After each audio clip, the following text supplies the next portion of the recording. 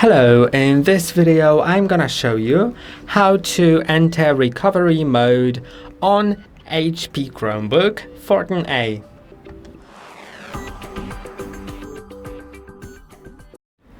As opposed to Windows, it is a very simple thing.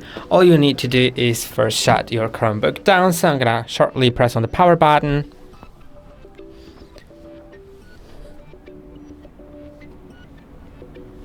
Actually, I need to hold it for a few seconds, then click on shut down.